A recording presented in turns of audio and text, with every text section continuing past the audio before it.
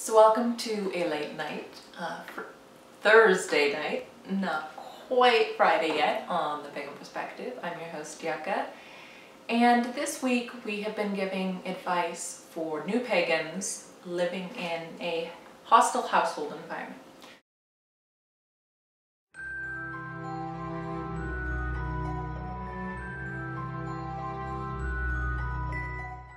So it's a rather lengthy topic, so I'm just going to post it below and skip to the middle part and go ahead and read that out loud. If you're interested in the full topic, go ahead and read it below.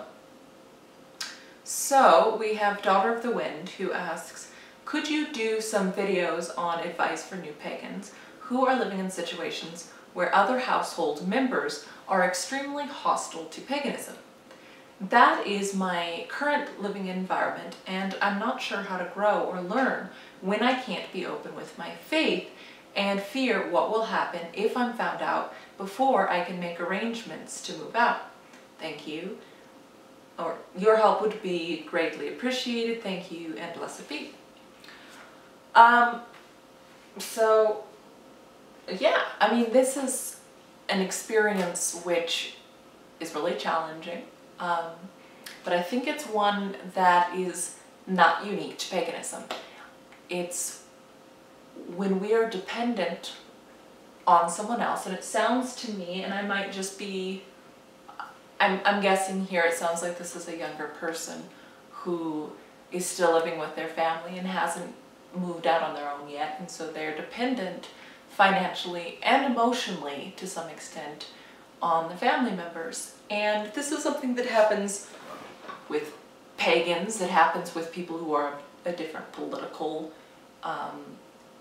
view, it happens with, you know, trans people, with if you have a different sexuality, anything that is different than the beliefs of the people who you are dependent on can put us in a really vulnerable position. And so that's something that, you know, I can relate to, not that particular situation, but being vulnerable like that. So it's I guess I'm trying to say it's a universal thing, and I don't know whether that really helps to remember that you're not alone, but that doesn't actually change the situation that you're in.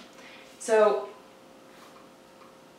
my advice with this, and it really depends on every situation, but remember that the things that this family is likely to identify as being pagan, and I'm just going out on a limb here and guessing that they're probably members of, they're Christians or supposed Christians, or some other religion that finds the idea of paganism or the idea of any other religion than their own to be threatening. They're going to see symbols, like they're going to see, you know, statues of goddesses or gods, or, you know, pentacles or pentagrams or wands or things like that that we use as tools. They're going to see that, and that's going to be threatening, and that's going to put you in a more vulnerable position than you already are.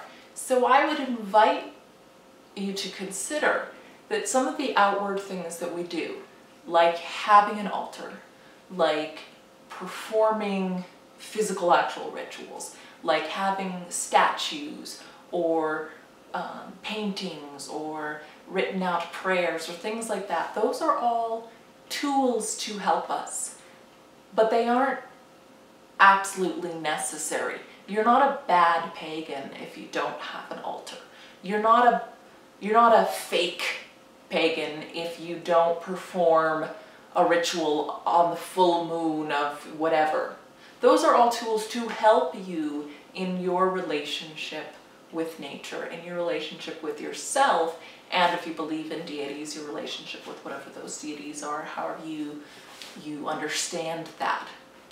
So my suggestion for this would be, you're asking how to grow in your practice and your faith. I would say go with things that aren't going to put you in jeopardy, that they're not going to put your livelihood or your ability to eat and to have a roof over your house a roof over your house, a roof over your head, or a house to live in. Do things that are more internal. Focus on how you feel. Focus on going outside for a few minutes and breathing in the air and having that relationship with whatever the season is, with whatever, even if you live in a big city, I mean, the cities are part of nature too. There are, you know, are kind of unique human, lots of other creatures and beings share cities with us too, but something that humans bring to the world. Focus on those sort of things and let the tools that are to help you with those things, don't stress about those. Wait until you are in your own space. Wait until you are in a safe space to be able to express those things, to be able to do those and have those things, and they're not going to put you in any sort of danger, really. And remember that,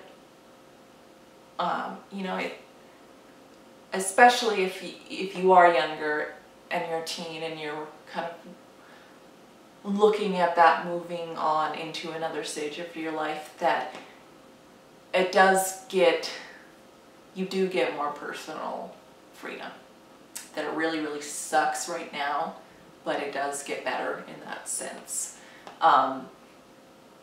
Now, this could also be someone who isn't a teen, but, you know, has a significant other, or for whatever monetary reasons, you know, isn't able to be on their own right now, or it doesn't have to be monetary. It can be also be emotional reasons that we're dependent. So I don't want to just say that this is necessarily a teen, but I think that that probably will speak to many teens who are watching this.